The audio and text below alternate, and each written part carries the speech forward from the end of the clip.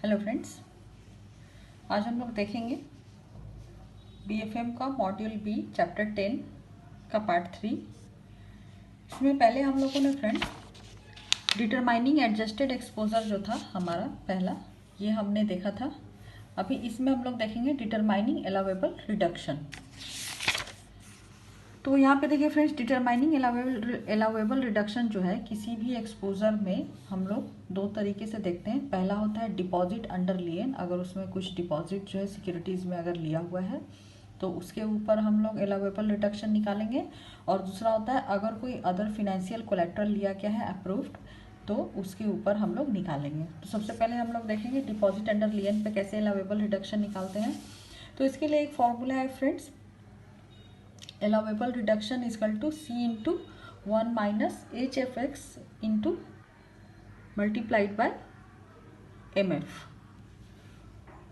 तो यहाँ पे जो C है फ्रेंड्स, ये है the value of bank deposit.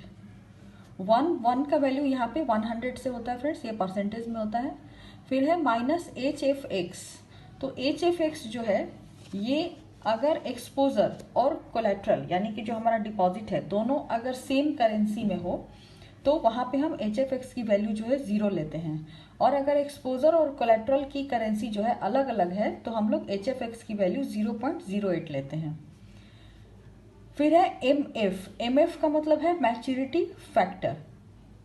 Maturity factor जो है यहाँ पे इनक्लोजर 3 दिया हुआ फ्रेंड्स,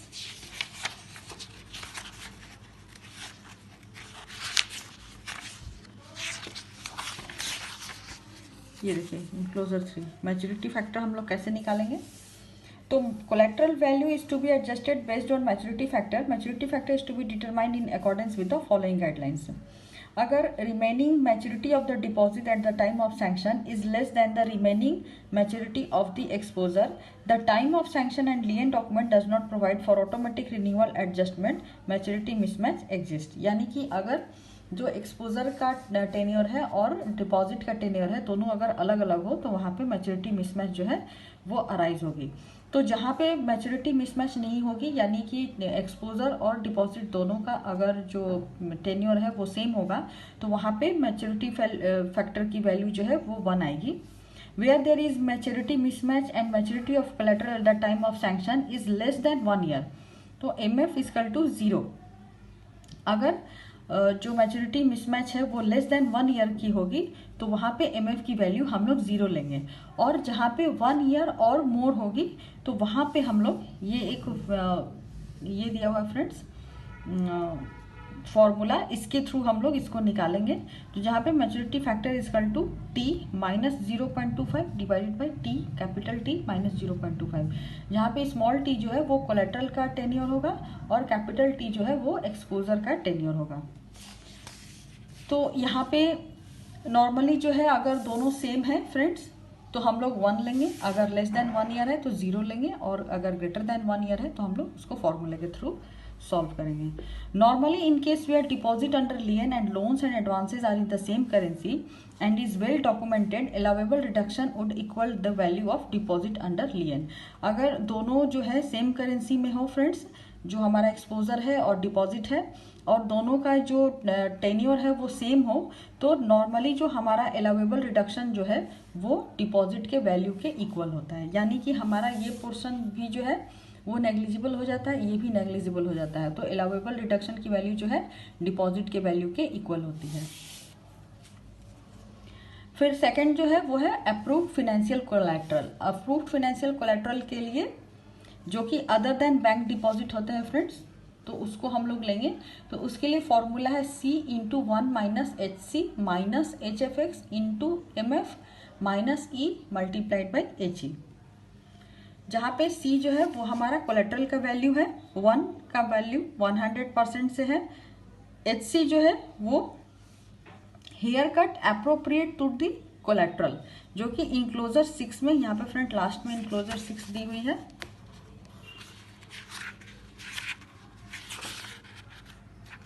ये देखिए ये हमारा इनक्लोजर 6 है, यहाँ पे table for haircut for collateral दिया हुआ है।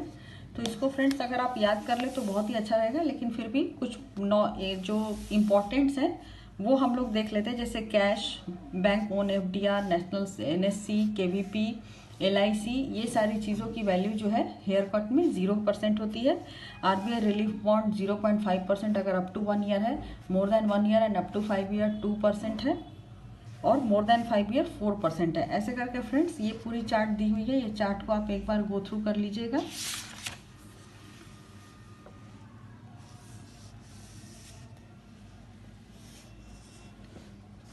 यहाँ पे एक है debt securities issued by bank, corporation, PSU, foreign PSE, primary dealers और any other entities, more than 1 year and up to 5 years. A+ rating से BBB रेटिंग अगर होगी तो वहाँ पे 6% जो है आपका हेयर कट अलाउेबल होगा। उसके बाद फ्रेंड्स दे रहा है यहाँ पे, हम लोगों ने हेयर कट ऑफ कोलेट्रल देख लिया। उसके बाद HFX हमने पहले ही देखा, अगर दोनों की एक्सपोजर की करेंसी और कोलेट्रल की करेंसी अगर सेम है तो इसकी वैल्यू 0 होगी। अगर दोनों डिफर करता है तो ये 0.08 होगा। फिर है MF, maturity mismatch. Maturity mismatch को हम लोग मैच्योरिटी फैक्टर भी यहाँ बोलते हैं फ्रेंड्स। तो मैच्योरिटी फैक्टर हमने देखा कि अगर ये सेम होगा तो 0 होगा, और अगर लेस देन 1 ईयर होगा तो सॉरी, अगर सेम होगा तो ये 1 होगा, और अगर लेस देन 1 ईयर होगा तो ये 0 होगा, और अगर ग्रेटर देन 1 ईयर होगा तो हम लोग इसको T-0.25 divided by capital T-0.25 से निकालेंगे। उसके बाद है ई का वैल्यू है friends, E is exposure net of margin and allowable reduction on account of lien deposit where available. जो भी हमारा मार्जिन और अलाउेबल रिडक्शन है उसका माइनस करके जो आएगा वो हमारा ई होगा। और HE जो है, HE is haircut appropriate to the exposure, यानी कि एक्सपोजर का जो हेयर कट है वो HE से लेंगे। इसको इनक्लोजर 5 में दिया गया है। यहाँ पे देखिए, मतलब हमने किसको लोन दे रखा है, ये उसके बेसिस पे हेयर कट एप्लीकेबल होगा वहाँ पे। ये देखिए, ये हमारा इनक्लोजर 5 है, table for haircut for exposure. यहाँ पे भी देखिए फ्रेंड्स, ये अलग अलग हेयर कट्स दिए हुए हैं। अगर अप टू 1 ईयर है और government of India, state government of India, RBI, DIC, GC and CGTC SI को दिया है तो 0.5 होगा। ठीक है, ऐसे ही आप इसको एक बार गो थ्रू कर लीजिएगा क्योंकि ये काफ़ी बड़ा है, और ये या तो अगर एग्ज़ाम में दिया हो तो अच्छा है, आपको चार्ट याद नहीं करनी होगी। लेकिन अगर आपको चार्ट याद है तो ये बहुत अच्छी बात है कि आपको वहाँ पे उसको रिकॉल नहीं करना होगा। यहाँ पे भी A+2 BBB के लिए 6 है, A+2 BBB more than 5 year 12। तो ये चार्ट को फ्रेंड्स आप इनक्लोजर 5 और इनक्लोजर 6 एक बार देख लीजिएगा। इनक्लोजर 6 जो है कोलेट्रल के लिए है, और इनक्लोजर 5 जो है वो एक्सपोजर के लिए है। तो ये हमारा फॉर्मूला हो गया। इससे हम लोग अप्रूव्ड फाइनेंशियल कोलेट्रल की अलाउेबल रिडक्शन निकालेंगे, और इस फॉर्मूला के थ्रू हम लोग अगर कोई डिपॉजिट अंडर लियन है तो उसका अलाउेबल रिडक्शन निकालेंगे। तो यहाँ पे देखिए फ्रेंड्स, पहले हम लोग एग्जाम्पल 3 देखते हैं। एग्जाम्पल 3 में बोल रहा है, नहीं, example 2, an exposure of ₹100 lakh is backed by lien on fix deposit of ₹30 lakh, there is no maturity mismatch. तो अभी मैंने आपको बताया फ्रेंड्स कि अगर डिपॉजिट जो है उसमें अगर कोई मैच्योरिटी मिसमैच नहीं है और दोनों का टेन्योर जो है वो सेम है, तो वहाँ पे हमारा जो अलाउेबल रिडक्शन आएगा वो 0 आएगा। ठीक उसी तरह एग्जाम्पल 3 भी है। ये बोल रहा है कि 100 लाख का एक्सपोजर है और यहाँ पे स्टेट गवर्नमेंट जो है फुल अमाउंट की गारंटी दे रहा है। तो यहाँ भी जो है हेयर कट हमारा स्टेट गवर्नमेंट से बैक बाय है तो उसका 0% होगा। तो और कोई भी मैच्योरिटी मिसमैच नहीं है, कोई करेंसी मिसमैच नहीं है, तो इसका भी जो अलाउेबल रिडक्शन होगा वो 0 होगा। अभी नेक्स्ट हम लोग एग्जाम्पल 1 देखते हैं। एग्जाम्पल 1 में दे रहा है फ्रेंड्स कि N exposure of ₹100 lakh is backed by financial collateral of A+ debt security of ₹30 lakh issued by others. The tenure of the exposure is 3 years. The residual maturity of the financial collateral is 2 years. यहाँ पे क्या exposure 100 lakh का है friends, यहाँ पे 30 लाख का जो है A+ डेट सिक्योरिटी लिया गया है जो कि अदर्स का है, और एक्सपोजर का जो टेन्योर है वो 3 इयर्स है और फाइनेंशियल कोलेट्रल का टेन्योर जो है वो 2 इयर्स है।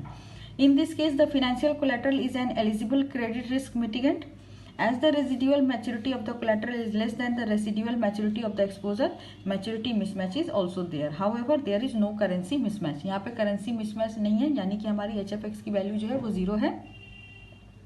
लेकिन जो हमारा MF है, MF हमें निकालना पड़ेगा फ्रेंड्स, क्योंकि यहाँ पे 3 इयर्स है और 2 इयर्स है आपका कोलेट्रल का वैल्यू।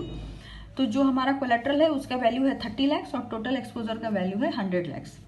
तो पहले हम इसको फॉर्मूले में पुट करेंगे। तो हमारा फॉर्मूला जो था, हम लोग पहले ये पोर्शन सॉल्व करेंगे friend, C into 1 minus H C minus H F X into M F. तो हमारा सी का वैल्यू 30 लाख है और 1 का मतलब 100%। Haircut of collateral, haircut of collateral friends A plus debt security जो है, हम लोग 6 जो हमारा टेबल है, इंक्लोजर 6, यहाँ पे देखिए, A plus to BBB debt security issues by other entities more than 1 year and up to 5 years, क्योंकि वो 2 ईयर्स का था फ्रेंड्स, तो हम लोग मोर देन 1 ईयर्स में लेंगे। तो इसका जो हेयर कट है वो 6% है, तो इसीलिए यहाँ पे इसको 6% लिया गया है। और कोई भी मैच्योरिटी करेंसी मिसमैच नहीं है, तो इसलिए इसको 0% लिया गया है। तो 100 माइनस 6 माइनस 0, तो 100 माइनस 6 इक्वल टू 94 और सी की वैल्यू हमारी 30 लाख थी, क्योंकि कोलेट्रल की वैल्यू हमारी 30 लाख है। तो 30 इंटू 94%, 28.20। अब यहाँ पे जो मैच्योरिटी फैक्टर है हम लोग उसको निकालेंगे। तो मैच्योरिटी फैक्टर के लिए फ्रेंड्स मैंने आपको बताया था टी माइनस, टी जो है वो कोलेट्रल का टाइम है और कैपिटल टी जो है वो एक्सपोजर का टाइम है। तो T minus 0.25 divided by T minus 0.25, और हमारा जो आगे पीछे हमने जो निकाला था C star haircut adjusted collateral value है यहाँ पे, तो वो हमारा 28.2 आया था। तो 28.2 मल्टीप्लाइड बाई टी हमारा 2 था कोलेट्रल का वैल्यू, और एक्सपोजर का जो टेन्योर था वो 3 इयर्स था। तो 2 माइनस 0.25, 3 माइनस 0.25, तो 28.2 मल्टीप्लाइड बाई 1.75 डिवाइडेड बाई 2.75, हमारा वैल्यू आएगा 17.95।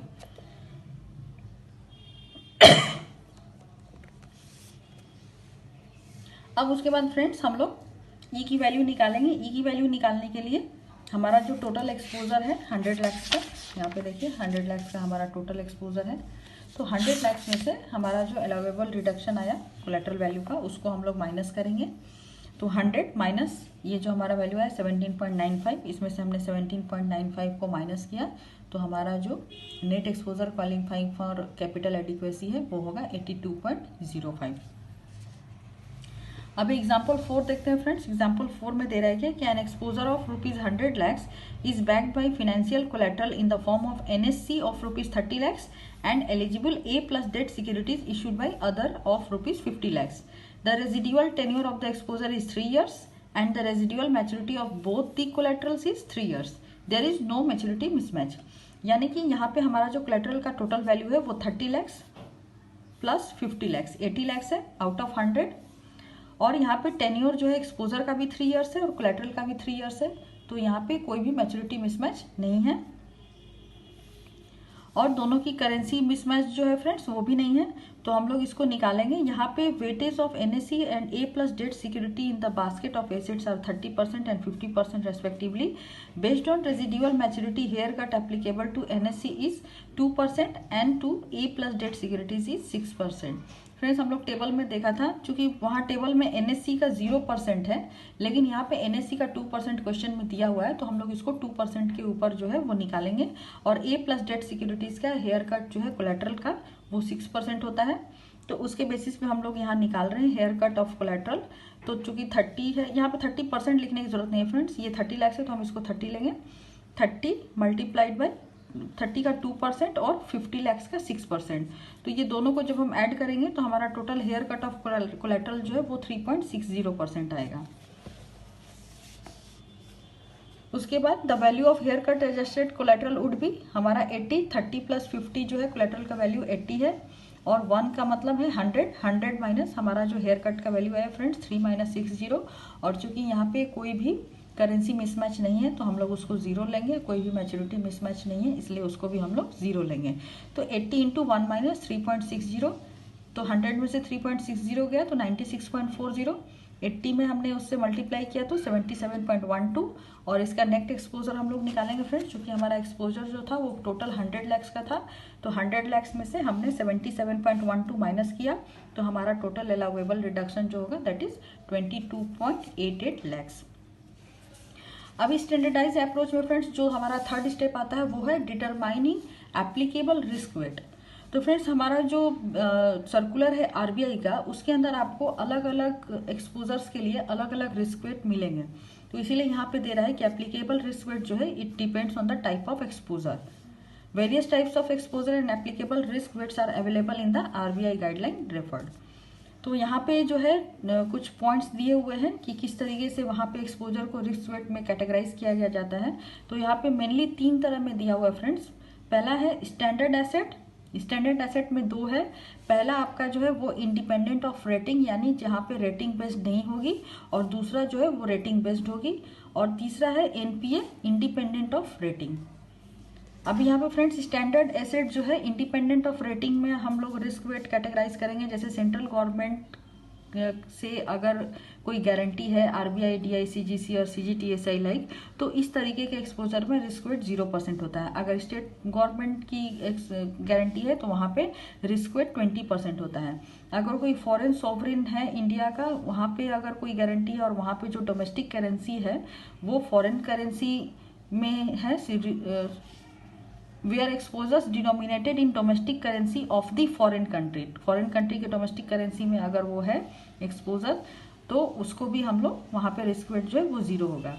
कोई अनरेटेड या लेकिन रीस्ट्रक्चर्ड और रीशेड्यूल अगर कोई एक्सपोजर है तो वहाँ पे भी रिस्क वेट होगा। ये सारा फ्रेंड्स आपको आरबीआई का सर्कुलर जो है वो रेफर करना पड़ेगा। एक्सपोजर और स्टाफ मेंबर ऑफ बैंक्स, अगर स्टाफ मेंबर ऑफ बैंक्स को कोई एक्सपोजर है तो उसके लिए रिस्क वेट कैटेगराइज करना होगा। कोई रेसिडेंशियल प्रॉपर्टी है जो कि मॉर्टगेज, वहाँ पे मॉर्टगेज सिक्योरिटी है, तो उसके लिए आपको रेसिडेंशियल प्रॉपर्टी पे रिस्क वेट ये करना होगा। ये सारे चार्ट में फ्रेंड्स आपको जब न्यूमेरिकल कराऊंगी तो मैं आपको वहाँ पे एक बार बता दूंगी कि इसमें कितना % जो है वो रिस्क वेट लिया जाता है।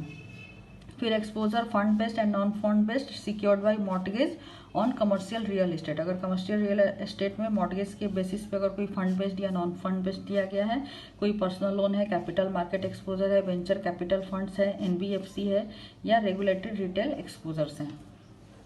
फिर है standard assets based on rating. अब जहाँ पे रेटिंग होगा फ्रेंड्स उसके लिए भी, जैसे गवर्नमेंट ऑफ सॉवरेन का फॉरेन सॉवरेंस को अगर कोई गारंटी के ऊपर कोई एक्सपोजर है, उसके लिए बैंक्स के लिए डोमेस्टिक फॉरेन पब्लिक सेक्टर इंटाइटीज का कोई एक्सपोजर है, प्राइमरी डीलर का कोई एक्सपोजर है, कॉर्पोरेट्स का एक्सपोजर है, कोई सिक्योरिटाइजेशन एक्सपोजर्स है, तो इन सब के लिए अलग अलग जो है वो रिस्क वेट एसेट होंगे, रिस्क वेट कैटेगराइज्ड होंगे। फिर है एनपीए। ये बहुत ही इंपॉर्टेंट है फ्रेंड्स एनपीए के लिए, जहाँ पे रिस्क वेट जो है वो इंडिपेंडेंट ऑफ रेटिंग असाइन किया जाता है किसी भी एक्सपोजर के ऊपर। तो यहाँ पे है कि NPA secured by residential property एक है, और एक है NPA secured by land and building and और प्लांट एंड मशीनरी। तो अगर रेसिडेंशियल प्रॉपर्टी पे है फ्रेंड्स, तो वहाँ पे अगर प्रोविजन जो है वो लेस देन 20% है ऑफ आउटस्टैंडिंग एनपीए का, तो वहाँ पे रिस्क वेट जो है 150% होगा। अगर more than 20% but less than 50% of outstanding NPA है प्रोविजन, तो वहाँ पे 100% होगा। और अगर मोर देन 50% है आउटस्टैंडिंग एनपीए का प्रोविजन उसका, तो वहाँ पे 50% होगा। तो ये हमेशा याद रखिएगा फ्रेंड्स, प्रोविजन अगर लेस देन 20% है तो RWA 150 होगा, more than 20 less than 50% of outstanding NPA provision है तो 100% होगा, और more than 50% of outstanding NPA है प्रोविजन तो उसका 50% होगा RWA। उसके बाद अगर लैंड एंड बिल्डिंग है, प्लांट एंड मशीनरी है, तो वहाँ पे 15% और मोर होगा, ठीक है, प्रोविजन। तो इसका RWA मैं आपको बाद में बता दूंगी। फिर एनपीए जो है अगर वहाँ पे कोई भी कवरेज नहीं है और वहाँ पे जो है प्रोविजन लेस देन 20% है, फिर 20 to 50% है और 50% है, तो इसका भी सेम होगा फ्रेंड्स, 150, 100 और 50। अभी नेक्स्ट जो हमारा उसमें प्रोसेस में आएगा फ्रेंड्स स्टैंडर्डाइज्ड एसेट्स में, एक चीज यहाँ पे और एक देख लीजिए फ्रेंड्स, यहाँ पे दे रहा है risk wait on exposure covered under eligible guarantee. पहले तो हमने रिस्क वेट देखा अलग अलग जो भी एक्सपोजर थे उसके बेसिस पे। अब अगर किसी एक्सपोजर में कोई अगर एलिजिबल गारंटी दी गई है, जैसे डीआईसीजीसी की, सीजीटीएसआई की या ईसीजीसी की, और ये रेटेड एजेंसियां हैं in India, approved rating agency are CRISIL, ICRA, Fitch and CARE, तो इस तरीके के जो एक्सपोजर होंगे उनमें हम लोग रिस्क वेट कैसे कैलकुलेट करेंगे। तो यहाँ पे फ्रेंड्स पहले हम लोग एडजस्टेड गारंटी अमाउंट निकालेंगे, जिसको निकालने का फॉर्मूला है G × 1 - HFX × MF। जहाँ पे जी जो है वो गारंटी अमाउंट है और 1 का मतलब 100 माइनस एच एफ एक्स, यानी कि अगर दोनों गारंटी और गारंटी की अमाउंट और हमारी एक्सपोजर की अमाउंट अगर सेम है तो इसकी वैल्यू 0 होगी, और अगर गारंटी की अमाउंट डिफरेंट है और एक्सपोजर की अमाउंट डिफरेंट है, डिफरेंट करेंसी में है, अमाउंट नहीं फ्रेंड्स करेंसी, अगर करेंसी डिफरेंट है तो उस वहाँ पे हम लोग इसकी वैल्यू 0.08 लेंगे। और मैच्योरिटी फैक्टर का भी मैंने आपको बताया कि अगर दोनों का सेम है तो इसकी वैल्यू 1 होगी, और अगर एक्सपोजर और गारंटी की जो टेन्योर है वो अगर लेस देन 1 ईयर होगी तो इसकी वैल्यू 0 होगी, और अगर मोर देन 1 ईयर है तो t minus 0.25 divided by t minus 0.25 करके मैच्योरिटी फैक्टर हम लोग निकालेंगे। और यहाँ पे जो हम लोग रिस्क वेट लेंगे, अगर कोई ट्रिपल ए रेटेड अगर गारंटी है, किसी ट्रिपल ए रेटेड कंपनी की गारंटी है, तो वहाँ पे जो रिस्क वेट है वो 20% होगा, और अदर देन ट्रिपल ए जैसे डबल ए प्लस ए या ए माइनस है तो वहाँ पे रिस्क वेट जो है वो 30% एप्लीकेबल होगा। अभी नेक्स्ट है friends determining RWA for the exposure. तो RWA किसी भी एक्सपोजर का हम लोग कैसे डिटरमाइन करेंगे, हमने पीछे भी देखा फ्रेंड्स कि हर क्रेडिट एक्सपोजर के लिए अलग अलग तरह के RWA होते हैं। तो हम लोग जितने भी एक्सपोजर हैं, जितने भी तरह के, उन सारे एक्सपोजर में जो भी अलाउेबल रिडक्शन है उनका नेट करने के बाद, और जो भी फिनेंशियल कोलेट्रल है उनको माइनस करने के बाद जो हमारा एप्लीकेबल नेट एक्सपोजर आता है, उसमें हम लोग रिस्क वेट जो कि अब एप्लीकेबल रिस्क वेट है एक्सपोजर के अकॉर्डिंग, उससे हम उसको माइनस करेंगे, सॉरी मल्टीप्लाई करेंगे। मल्टीप्लाई करने के बाद अगर उसमें कोई एलिजिबल गारंटी है तो उस जहाँ पे जिस अकाउंट में फ्रेंड्स एलिजिबल गारंटी है जिस एक्सपोजर में, वहाँ पे हम लोग पहले एडजस्टेड गारंटी अमाउंट जो है उसको माइनस करेंगे, और उसके बाद जो नेट बैलेंस हमारा आएगा उसके ऊपर उस एक्सपोजर से अकॉर्डिंग उससे रिलेटेड जितना रिस्क वेट है एप्लीकेबल रिस्क वेट उसके साथ हम लोग उसको मल्टीप्लाई करेंगे। तो दोनों में हम लोग दो तरह से निकालेंगे, अगर वो फिनेंशियल कोलेट्रल या डिपॉजिट लियन है उसके अंडर तो हम लोग उसको अलाउेबल रिडक्शन के बेसिस पे निकालेंगे, और अगर गारंटी अमाउंट है उसमें तो पहले हम लोग गारंटीड अमाउंट को उसमें से माइनस करेंगे, उसके बाद जो पोर्शन आएगा उसके ऊपर हम लोग RWA निकालेंगे। अभी नेक्स्ट है हमारा friends consolidation of RWAs of all exposures. अब जितने भी एक्सपोजर्स का हमने RWA निकाला उसको अब हम लोग कंसोलिडेट करेंगे। तो इसका वही है friends sum total of risk weight of all it's credit exposure, हम लोग उस सबको सम कर देंगे तो हमारा कंसोलिडेशन हो जाएगा। यहाँ पे क्विक रिकैप दिया है फ्रेंड्स। पहले हम लोग जैसे हमने सबसे पहले देखा कि हम लोग पहले जो है total fund based sanction limit और टोटल आउटस्टैंडिंग बैलेंस और अनअवेल्ड पोर्शन का हमने पहले RWA निकाला। उसके बाद टर्म लोन में जो भी अनड्रॉन पोर्शन है उसका निकाला, उसके अंदर जो भी विद इन 1 ईयर और आफ्टर 1 ईयर का जो था उसका हमने अलग अलग इसका 20% इसका 50% करके निकाला। उसके बाद हमने सबको ऐड किया। उसके बाद जो हमारा नॉन फंड बेस्ड का आउटस्टैंडिंग बैलेंस था हमने उसको ऐड किया। ऐड करने के बाद अगर उसमें हमारा कुछ डिपॉजिट अंडर लियन है तो हम लोग उसको माइनस करेंगे, या उसके बाद अगर उसमें कोई अदर फिनेंशियल कोलेट्रल है तो हम लोग उसको माइनस करेंगे। जहाँ भी गारंटी अमाउंट है किसी ECGC CGTSI या बैंक्स के अकॉर्डिंग, तो जो भी अमाउंट कवर्ड है हम लोग उसको माइनस करने के बाद उसके ऊपर रिस्क वेट जो है उसको कैलकुलेट करेंगे।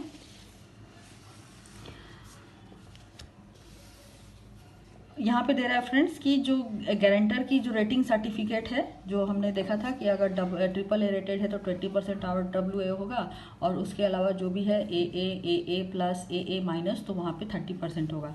तो ये रेटिंग जो है वो क्रिसिल, इकरा और फिच और केयर देती है। तो ये हमारा फ्रेंड्स जो हमने इस टॉपिक में देखा 1 by 1 credit conversion factor, haircut for exposure, haircut for collateral, table for maturity factor, eligible financial collateral, risk weight for various exposure. तो ये हमारे चैप्टर के एंड में जो है वो टेबल के थ्रू करके दिया हुआ है यहाँ पे। तो आप लोग इसको एक बार देख लीजिएगा। इसे तो मैंने जो इम्पोर्टेंट था वो आपको एक बार समराइज कर दिया है। यहाँ पे देखिए ये जो हमारा इनक्लोजर 1 था उसमें क्रेडिट कन्वर्जन फैक्टर दिया हुआ है। इनक्लोजर 2 में जो भी ऑपरेशनल रिक्वायरमेंट है किसी भी फिनेंशियल कोलेट्रल्स को लेने की या गारंटी लेने की, क्या क्या है उसमें इंपॉर्टेंस हमें देखना होता है, वो सारी चीज़ें यहाँ पे दी हुई हैं। उसके बाद इनक्लोजर 3 जो है हमने मैच्योरिटी फैक्टर निकालने के लिए भी देखा किस तरीके से मैच्योरिटी फैक्टर निकालेंगे। इनक्लोजर 4 में जो है एलिजिबल फिनेंशियल कोलेटरल्स कौन कौन से हो सकते हैं, जैसे cash, gold, securities issued by central and state governments, KVP, NSC, LIC, debt securities rated by credit agencies.